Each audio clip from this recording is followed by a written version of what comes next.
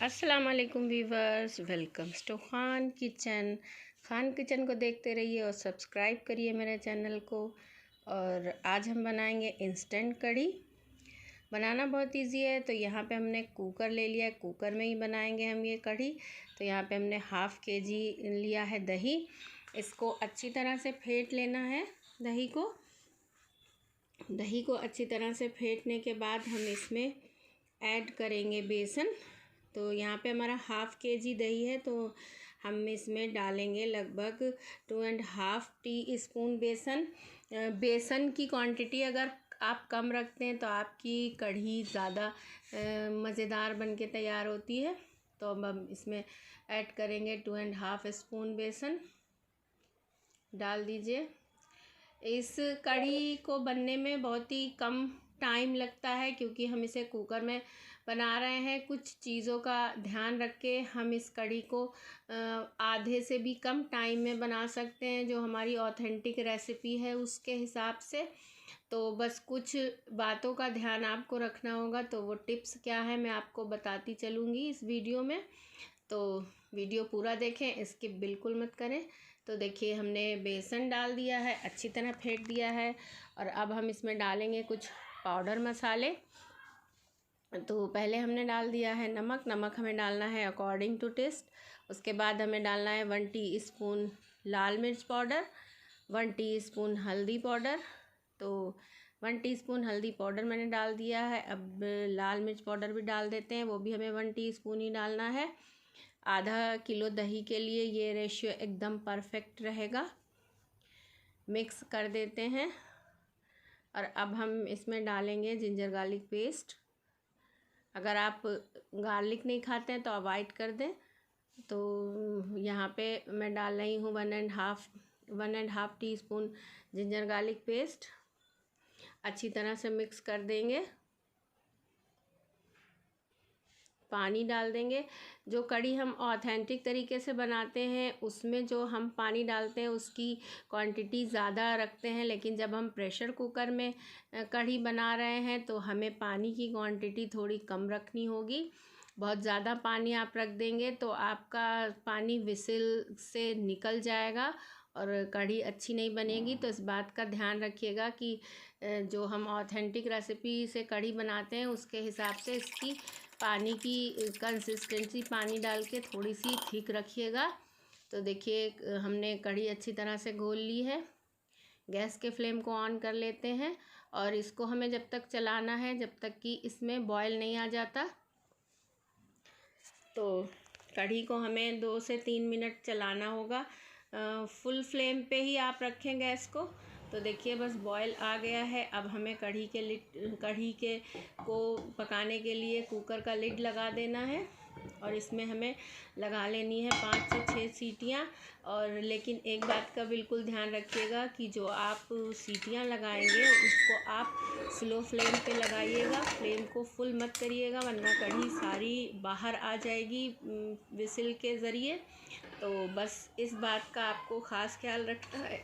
तो जब तक कढ़ी में हमारे विसिल लग रही हैं हम पकौड़ी की तैयारी कर लेते हैं। तो मैंने यहाँ पे बेसन पहले से फेंट के रख लिया था। तो इसमें मैं नमक डाल दिया है, साथ ही साथ रेड चिली पाउडर डाल दिया है। थोड़ी सी हम डालेंगे इसमें हरी धनिया चॉप की हुई। और अब हम बनाएंगे पकौड़ी। तो बस ये हो गया है, हमारा पकौड़ी की प्रिपरेशन हो गई है। तो कढ़ी में भी हमारी सीटियाँ लग गई हैं। तो देखिए, बॉयल आ गया है। बस देखिए कितनी अच्छी कंसिस्टेंसी आ गई है हमारी कढ़ी की। अगर आप थोड़ी थिक कढ़ी पसंद करते हैं तो इसमें आप 2 से 3 सीटियाँ और लगा लें, लेकिन गैस के फ्लेम को स्लो ही रखिएगा, फुल बिल्कुल मत करिएगा। तो देखिए, तैयार हो गई है कढ़ी। जो कढ़ी हम ऑथेंटिक तरीके से बनाते हैं उसका हाफ़ टाइम इस कढ़ी में लगता है बस।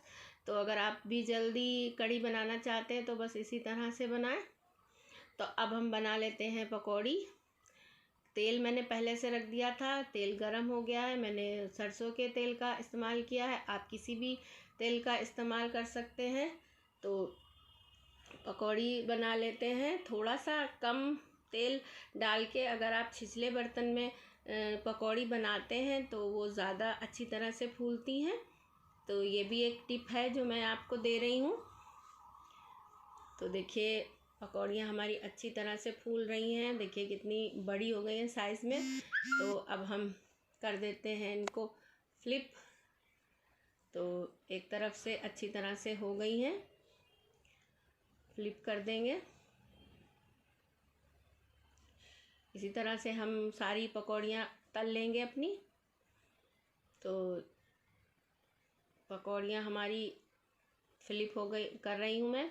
उसके बाद एक बैच और तलूँगी पकौड़ियों का।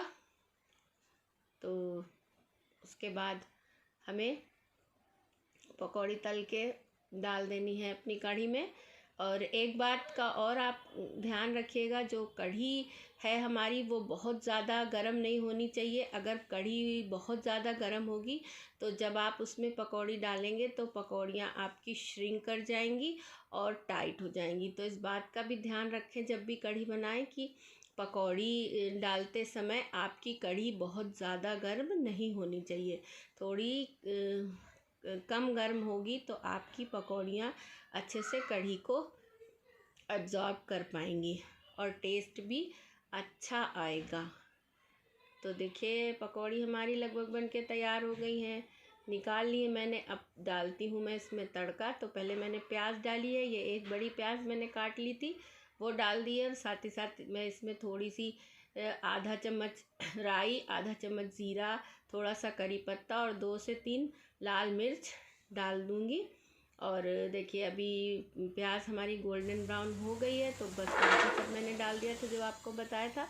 तो अब हम डालते हैं अपने कढ़ी में तड़का। कढ़ी मैंने एक बॉल में ट्रांसफ़र कर ली थी।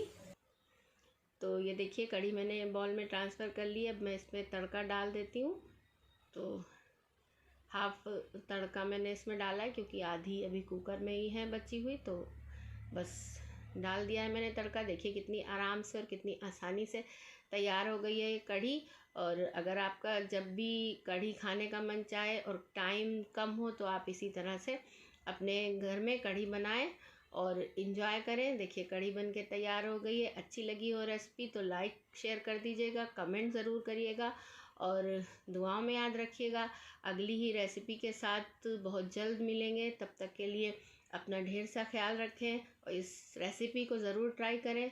मिलते हैं अगली डिश के साथ बहुत जल्द। तब तक के लिए अल्लाह हाफिज़, टेक केयर और डू सब्सक्राइब और बेल बटन ज़रूर दबा दें लेटेस्ट वीडियो के लिए।